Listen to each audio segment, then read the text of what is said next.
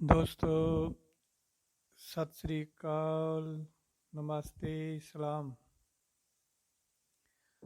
ਅੱਜ ਮੈਂ ਤੁਹਾਡੇ ਵਾਸਤੇ ਇੱਕ ਨਵੀਂ ਕਹਾਣੀ ਲੈ ਕੇ ਹਾਜ਼ਰ ਹੋਇਆ।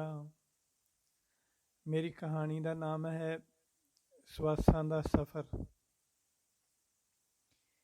ਇਹ ਕਹਾਣੀ ਸੱਚ ਦੇ ਤੱਥਾਂ ਉੱਪਰ ਆਧਾਰਿਤ ਹੈ, ਪਰ ਇਸ ਕਹਾਣੀ ਦੇ ਪਾਤਰਾਂ ਦੇ ਨਾਮ ਅਤੇ ਥਾਵਾਂ ਦੇ ਨਾਮ ਕਾਲਪਨਿਕ ਹਨ, ਤਾਂ ਕਿ ਇਸ ਕਹਾਣੀ ਦੇ ਜੋ ਅਸਲੀ ਪਾਤਰ ਹਨ, ਜੋ ਸਮਾਜ ਵਿੱਚ ਮਾਣ ਸਨਮਾਨ ਅਤੇ ਇੱਜ਼ਤ ਵਾਲੀ ਜ਼ਿੰਦਗੀ ਜੀ ਰਹੇ ਹਨ, ਉਹਨਾਂ ਦੀਆਂ ਭਾਵਨਾਵਾਂ ਅਤੇ ਮਾਣ ਸਨਮਾਨ ਨੂੰ ਕੋਈ ਠੇਸ ਨਾ ਪਹੁੰਚੇ। ਇਸ ਕਾਰਨ ਕਰਕੇ ਉਹਨਾਂ ਦੀ ਇਜਾਜ਼ਤ ਦੇ ਨਾਲ ਹੀ ਇਸ ਕਹਾਣੀ ਦਾ ਲੇਖਣ ਰੂਪ ਹੋਇਆ ਹੈ ਅਤੇ ਉਹਨਾਂ ਦੇ ਨਾਵਾਂ ਅਤੇ ਥਾਵਾਂ ਨੂੰ ਕਾਲਪਨਿਕ ਰੂਪ ਦਿੱਤਾ ਗਿਆ। ਧੰਨਵਾਦ ਸਹਿਤ। ਲੇਖਕ ਅਮਰੀਕ ਸਿੰਘ ਸਰਾ। ਚਲੋ ਆਓ ਹੁਣ ਆਪਾਂ ਕਹਾਣੀ ਸ਼ੁਰੂ ਕਰਦੇ ਹਾਂ। ਸਵਾਸਾਂ ਦਾ ਸਫ਼ਰ।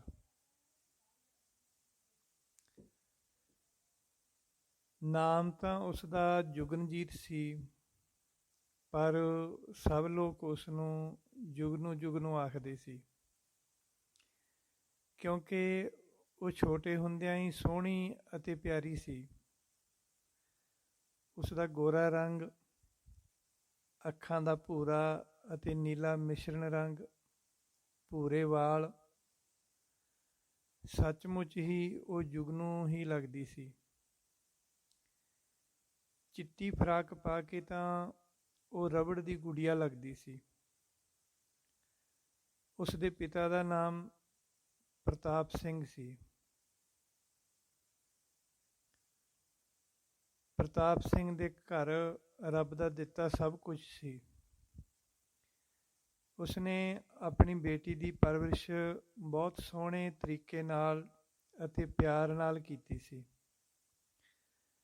ਜਦੋਂ ਪੜ੍ਹਨ ਯੋਗ ਹੋਈ ਤਾਂ ਉਸ ਨੂੰ ਚੰਗੇ ਸਕੂਲ ਵਿੱਚ ਪੜ੍ਹਨੇ ਪਾਇਆ ਗਿਆ।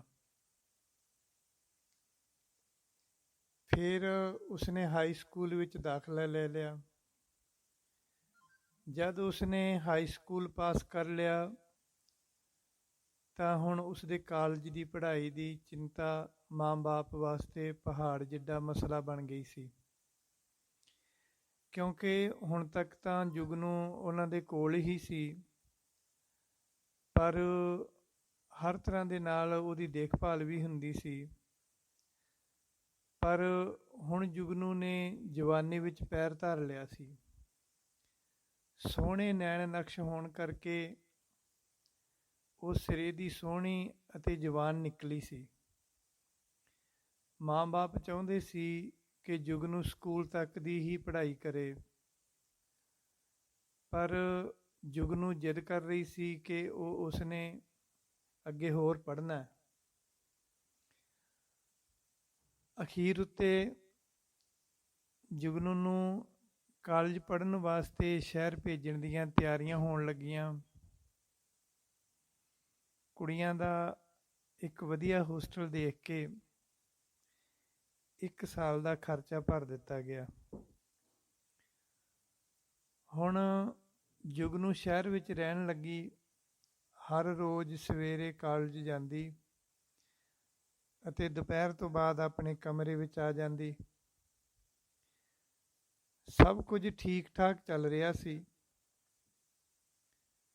ਸ਼ਰਮੀਲੀ ਅਤੇ ਸੋਹਣੀ ਜੁਗਨੂ ਸਭ ਦੇ ਮਨ ਨੂੰ ਭਾਉਂਦੀ ਸੀ। ਕਾਲਜ ਵਿੱਚ ਉਸ ਦੀ ਸੁੰਦਰਤਾ ਦੇ ਚਰਚੇ ਹੋਣ ਲੱਗ ਪਏ ਸੀ। ਹੋਸਟਲ ਦੀਆਂ ਕੁੜੀਆਂ ਵੀ ਉਸ ਦਾ ਸੋਹਣਾ ਰੂਪ ਦੇਖ ਕੇ ਆਪਣੇ ਆਪ ਨੂੰ ਜ਼ੀਰੋ ਸਮਝਦੀਆਂ ਸਨ। ਹੌਲੀ ਹੌਲੀ ਕੁੜੀਆਂ ਉਸ ਨਾਲ ਦੋਸਤੀ ਕਰਨ ਲੱਗ ਗਈਆਂ। ਹੋਸਟਲ ਦੀ ਇੱਕ ਕੁੜੀ ਸੀ, ਸ਼ਰਨ ਨਾਮ ਸੀ ਉਸਦਾ। ਉਹ ਬਹੁਤ ਚਲਾਕ ਅਤੇ ਤਿਰਛੀਆਂ ਅੱਖਾਂ ਵਾਲੀ ਸੀ। ਉਸਨੇ ਆਪਣੀਆਂ ਲੱਛੇਦਾਰ ਗੱਲਾਂ ਨਾਲ ਬਹੁਤ ਸਾਰੀਆਂ ਕੁੜੀਆਂ ਨੂੰ ਆਪਣਾ ਦੋਸਤ ਬਣਾਇਆ ਹੋਇਆ ਸੀ। ਉਹ ਜੁਗਨੂ ਦੀ ਬਹੁਤ ਨੇੜੇ ਦੀ ਸਹੇਲੀ ਬਣ ਗਈ। ਦੇਰ ਰਾਤ ਤੱਕ ਉਸਦੇ ਕਮਰੇ ਵਿੱਚ ਬੈਠੀ ਰਹਿੰਦੀ ਸੀ। ਉਹ ਬਾਜ਼ਾਰ ਵਿੱਚੋਂ ਜੁਗਨੂ ਵਾਸਤੇ ਲੈਮਨ ਸੋਡਾ ਜਾਂ ਆਈਸਕ੍ਰੀਮ ਆਪ ਲੈ ਕੇ ਆਉਂਦੀ ਸੀ। ਹੌਲੀ ਹੌਲੀ 3-4 ਕੁੜੀਆਂ ਮਿਲ ਕੇ ਜੁਗਨੂ ਨੂੰ ਨਾਲ ਲੈ ਕੇ ਸ਼ਾਮਾਂ ਵੇਲੇ ਬਾਜ਼ਾਰ ਵਿੱਚ ਘੁੰਮਣ ਜਾਣ ਲੱਗ ਪਈਆਂ। ਉਹ ਹਰ ਰੋਜ਼ ਆਈਸਕ੍ਰੀਮ ਖਾ ਕੇ ਆਉਂਦੀਆਂ ਸਨ।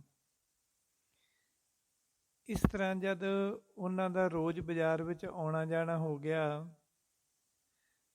ਤਾਂ ਬਾਜ਼ਾਰ ਵਿੱਚ ਦੂਸਰੇ ਕਾਲਜਾਂ ਦੇ ਮੁੰਡੇ ਅਤੇ ਹੋਰ ਮੁਸਟੰਡੇ ਉਹਨਾਂ ਨੂੰ ਵੇਖ ਵੇਖ ਕੇ ਵਿਅੰਗ ਕੱਸਣ ਲੱਗੇ।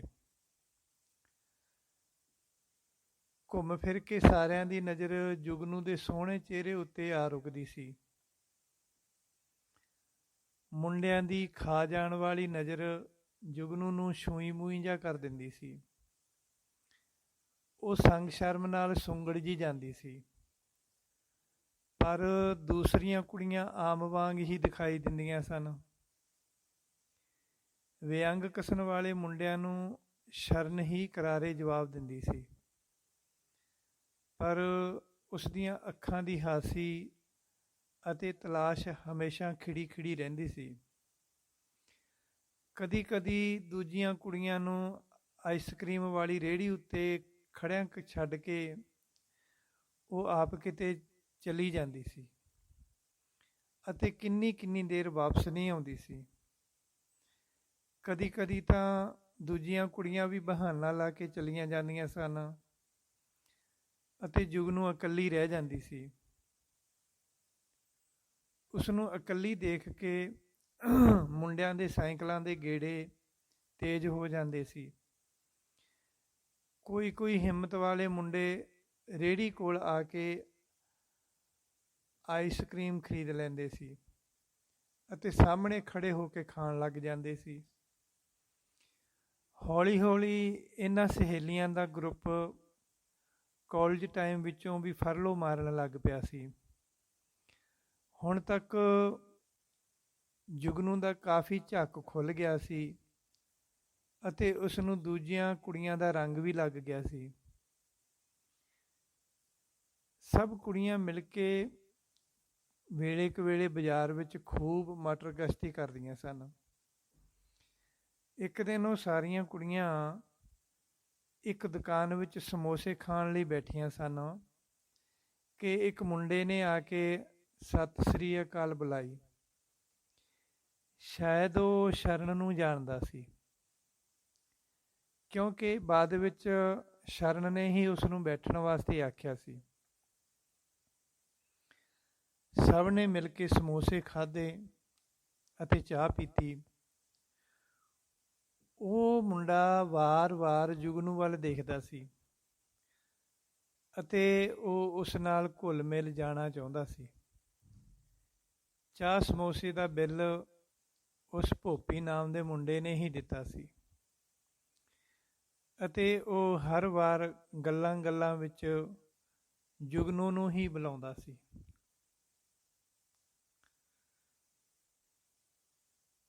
ਉਸ ਦੀਆਂ ਚੰਗੀਆਂ ਗੱਲਾਂ ਸਨ।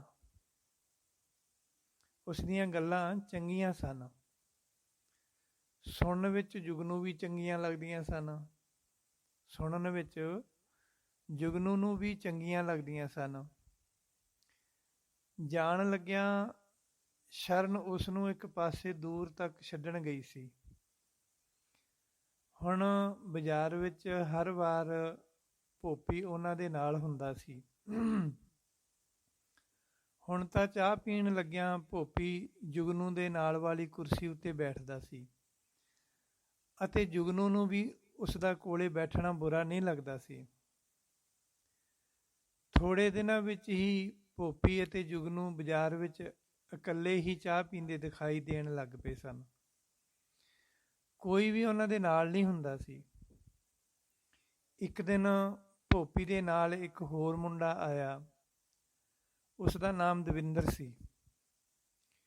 ਉਹ ਬੋਲਣ ਵਿੱਚ ਬਹੁਤ ਚਲਾਕ ਸੀ ਅਤੇ ਸਮਾਜਵਾਦੀ ਗੱਲਾਂ ਕਰਦਾ ਸੀ।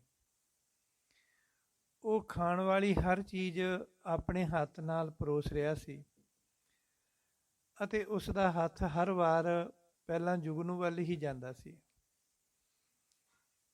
ਦਵਿੰਦਰ ਅਤੇ ਉਸ ਦੀਆਂ ਗੱਲਾਂ ਜੁਗਨੂ ਦੇ ਮਨ ਨੂੰ ਮੋਹ ਗਈਆਂ ਸਨ।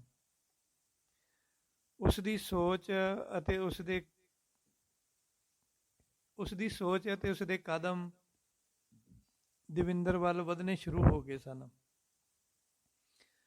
ਹੌਲੀ ਹੌਲੀ ਉਹ ਦਵਿੰਦਰ ਦਾ ਹੱਥ ਫੜ ਕੇ ਚੱਲਣ ਲੱਗ ਪਈ ਸੀ। ਭੋਪੀ ਉਹਨਾਂ ਦਾ ਪੱਕਾ ਸਾਥੀ ਸੀ। ਹਰ ਰੋਜ਼ ਦੀਆਂ ਮੁਲਾਕਾਤਾਂ ਜੁਗਨੂ ਨੂੰ ਚਾਹ ਦੀ ਪਿਆਲੀ ਤੋਂ ਸ਼ੁਰੂ ਹੋ ਕੇ ਸ਼ਰਾਬ ਦੇ ਪਿਆਲੇ ਤੱਕ ਲੈ ਗਈਆਂ ਸਨ। ਹਰ ਰੋਜ਼ ਦੀਆਂ ਮੁਲਾਕਾਤਾਂ ਜੁਗਨੂ ਨੂੰ ਚਾਹ ਦੀ ਪਿਆਲੀ ਤੋਂ ਸ਼ੁਰੂ ਹੋ ਕੇ ਸ਼ਰਾਬ ਦੇ ਪਿਆਲੇ ਤੱਕ ਲੈ ਗਈਆਂ ਸਨ।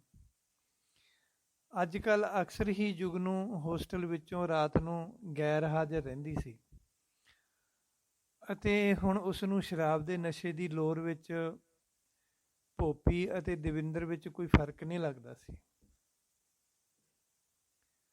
ਹੁਣ ਉਸ ਨੂੰ ਹਰ ਵੇਲੇ ਨਸ਼ੇ ਦੀ ਅਤੇ ਉਹਨਾਂ ਦੋਨਾਂ ਦੀ ਜ਼ਰੂਰਤ ਮਹਿਸੂਸ ਹੁੰਦੀ ਸੀ।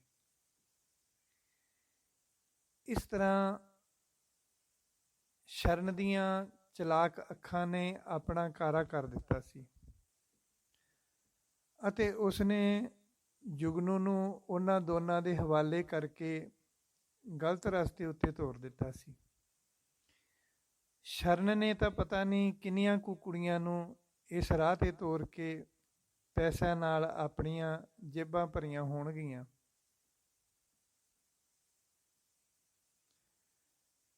ਹੋਸਟਲ ਦੇ ਬਣਾਏ ਕਾਨੂੰਨ ਹੁਣ ਜੁਗਨੂ ਨੂੰ ਜੇਲ੍ਹ ਦੇ ਕਾਨੂੰਨ ਵਾਂਗ ਲੱਗਦੇ ਸੀ।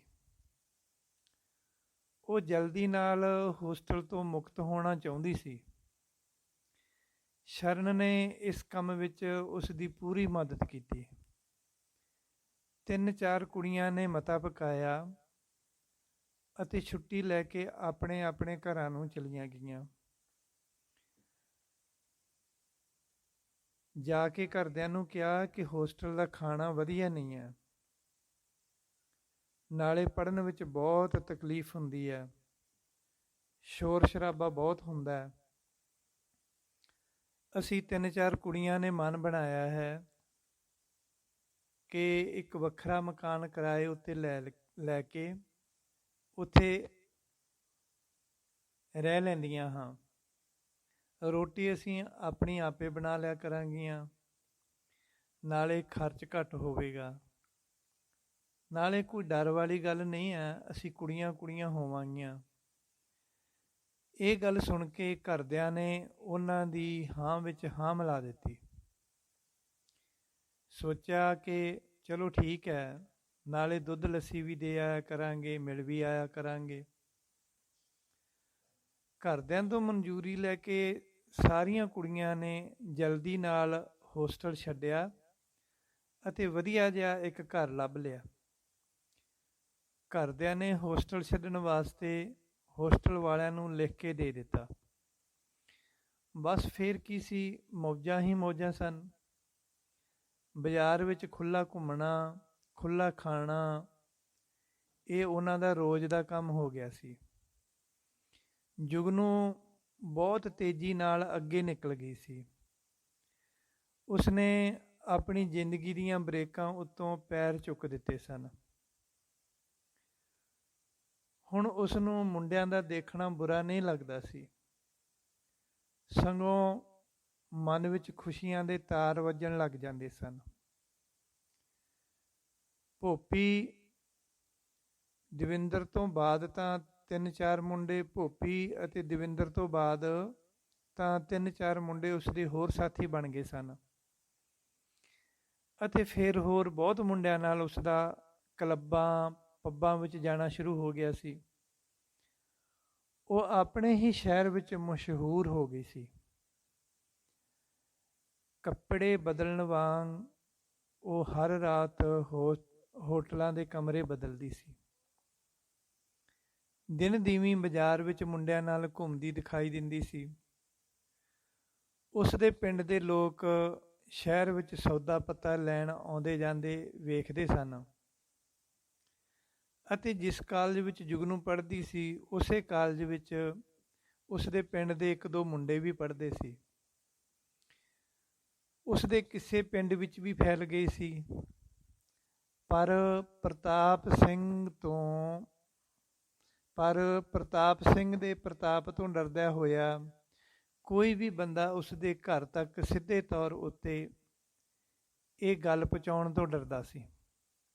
ਜੁਗਨੂ ਨੇ ਇਸ ਤਰ੍ਹਾਂ 4 ਸਾਲ ਪੂਰੀ ਐਸ਼ ਉਡਾਈ ਅਤੇ ਹੁਣ ਤੱਕ ਉਹ ਪੂਰੀ ਤਰ੍ਹਾਂ ਕਾਮ ਦੀ ਮੂਰਤੀ ਕਾਮਣੀ ਬਣ ਗਈ ਸੀ। ਬਹੁਤ ਲੋਕਾਂ ਨੇ ਆ ਕੇ ਆਨੇ ਬਹਾਨੇ ਪ੍ਰਤਾਪ ਸਿੰਘ ਨੂੰ ਦੱਸਿਆ, ਪਰ ਉਹ ਉਹਨਾਂ ਦੀਆਂ ਗੁੱਝੀਆਂ ਗੱਲਾਂ ਨਾ ਸਮਝ ਸਕਿਆ। ਇੱਕ ਦਿਨ ਪਿੰਡ ਦੀ ਨੈਣ ਰਾਣੀ, ਨਾਈਆਂ ਦੀ ਔਰਤ ਜੋ ਸਾਰੇ ਪਿੰਡ ਦੇ ਲਾਗੀ ਹੁੰਦੇ ਹਨ, ਉਹ ਨੈਣ ਰਾਣੀ ਆਈ ਅਤੇ ਉਸਨੇ ਆ ਕੇ ਸਾਫ਼ ਸ਼ਬਦਾਂ ਵਿੱਚ ਸਾਰੀ ਕਹਾਣੀ ਜੁਗਨੂ ਦੀ ਮਾਂ ਨੂੰ ਸੁਣਾ ਦਿੱਤੀ। ਕਿਉਂਕਿ ਜੱਟਾਂ ਵਿੱਚ ਰਿਵਾਜ ਹੁੰਦਾ ਹੈ ਕਿ ਇਹ ਲੋਕ ਨਾਈਆਂ ਅਤੇ ਮਰਾਸੀਆਂ ਦੇ ਕਹੇ ਦਾ ਗੁੱਸਾ ਨਹੀਂ ਮੰਨਦੇ। ਜੁਗਨੂ ਦੀ ਮਾਂ ਗੱਲ ਸੁਣ ਕੇ ਸਵੇਰ ਸਾਰ ਹੀ ਪਹਿਲੀ ਬੱਸ ਲੈ ਕੇ ਜੁਗਨੂ ਨੂੰ ਮਿਲਣ ਸ਼ਹਿਰ ਚਲੀ ਗਈ ਅਤੇ ਜੁਗਨੂ ਦੀ ਚਾਲ ਢਾਲ ਤੋਂ ਉਸ ਦੀ ਮਾਂ ਨੇ ਅੰਦਾਜ਼ਾ ਲਗਾ ਲਿਆ ਕਿ ਨੈਣ ਰਾਣੀ ਠੀਕ ਹੀ ਕਹਿੰਦੀ ਹੈ। ਸ਼ਾਮ ਨੂੰ ਘਰ ਆ ਕੇ ਉਸਨੇ ਰਾਤ ਸਮੇਂ ਆਪਣੇ ਪਤੀ ਨਾਲ ਗੱਲ ਤੋਰੀ ਕਿ ਹੁਣ ਜੁਗਨੂ ਜਵਾਨ ਹੋ ਗਈ ਹੈ, ਸਾਨੂੰ ਉਸਦੇ ਵਿਆਹ ਦਾ ਖਿਆਲ ਕਰਨਾ ਚਾਹੀਦਾ।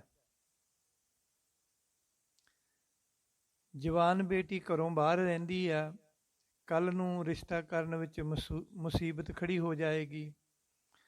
ਹੁਣ ਸਾਨੂੰ ਕੁੜੀ ਨੂੰ ਘਰੇ ਬਿਠਾ ਲੈਣਾ ਚਾਹੀਦਾ ਅਤੇ ਕੋਈ ਰਿਸ਼ਤਾ ਲੱਭ ਲੈਣਾ ਚਾਹੀਦਾ। ਆਪਣੀ ਪਤਨੀ ਦੀਆਂ ਗੱਲਾਂ ਸੁਣ ਕੇ ਪ੍ਰਤਾਪ ਸਿੰਘ ਨੂੰ ਅੱਜ ਪਤਾ ਲੱਗਿਆ ਸੀ ਕਿ ਉਸ ਦੀ ਬੇਟੀ ਜਵਾਨ ਹੋ ਗਈ ਹੈ। ਜੁਗਨੂ ਦਾ ਕਾਲਜ ਪੂਰਾ ਹੋਣ ਵਾਲਾ ਹੀ ਸੀ। ਥੋੜ੍ਹੇ ਦਿਨਾਂ ਬਾਅਦ ਹੀ ਉਸ ਦੇ ਕਾਲਜ ਦੀ ਪੜ੍ਹਾਈ ਪੂਰੀ ਹੋ ਗਈ ਅਤੇ ਜੁਗਨੂ ਨੂੰ ਘਰ ਲੈ ਜਾਂਦਾ। ਭਾਵੇਂ ਉਹ ਆਉਣਾ ਨਹੀਂ ਚਾਹੁੰਦੀ ਸੀ, ਫਿਰ ਵੀ ਉਸ ਨੂੰ ਘਰ ਆਉਣਾ ਹੀ ਪਿਆ। ਬਸ 2-2.5 ਮਹੀਨੇ ਨਿਕਲੇ ਹੋਣੇ ਆ ਕਿ ਇੱਕ ਪਿੰਡ ਵਿੱਚ ਚੰਗਾ ਘਰ ਦੇਖ ਕੇ ਜੁਗਨੂ ਦਾ ਰਿਸ਼ਤਾ ਪੱਕਾ ਕਰ ਦਿੱਤਾ। ਮੁੰਡਾ ਸੋਹਣਾ ਸੀ, ਚੰਗੇ ਘਰ ਦਾ ਸੀ, ਸੋਹਣਾ ਸੁਨੱਖਾ ਸੀ, ਦਿਲ ਦਾ ਸਾਫ਼ ਸੀ। ਨਾਮ ਤਾਂ ਉਸਦਾ ਜੁਗਵਿੰਦਰ ਸੀ, ਪਰ ਲੋਕ ਉਸ ਨੂੰ ਜੁੱਗੀ ਜੁੱਗੀ ਕਹਿੰਦੇ ਸੀ। ਪੜ੍ਹਿਆ ਤਾਂ ਉਹ ਪਿੰਡ ਦੇ ਹਾਈ ਸਕੂਲ ਵਿੱਚ ਹੀ ਸੀ, ਪਰ ਗੱਲਾਂ ਬਹੁਤ ਸਿਆਣੀਆਂ ਕਰਦਾ ਸੀ ਅਤੇ ਆਪਣੇ ਪਿਤਾ ਜੀ ਦੇ ਮਰਨ ਤੋਂ ਬਾਅਦ ਖੇਤੀਬਾੜੀ ਦਾ ਭਾਰ ਉਸਨੇ ਆਪਣੇ ਸਿਰ ਉੱਪਰ ਚੁੱਕਿਆ ਹੋਇਆ ਸੀ। ਖੇਤੀ ਤਾਂ ਭਾਵੇਂ ਕੰਮ ਹੀ ਕਰਦੇ ਸਨ, ਪਰ ਫਸਲ ਨੂੰ ਉਹ ਤਕਨੀਕੀ ਢੰਗ ਨਾਲ ਬੀਜ ਕੇ ਬਹੁਤ ਲਾਭ ਉਠਾਉਂਦਾ ਸੀ। ਸੋ ਦੋਸਤੋ, ਇਹ ਕਹਾਣੀ ਦਾ ਪਹਿਲਾ ਪਾਰਟ ਹੈ। ਇਸ ਤੋਂ ਅੱਗੇ ਅਸੀਂ ਅਗਲੇ ਪਾਰਟ ਦੇ ਵਿੱਚ ਸੁਣਾਂਗੇ।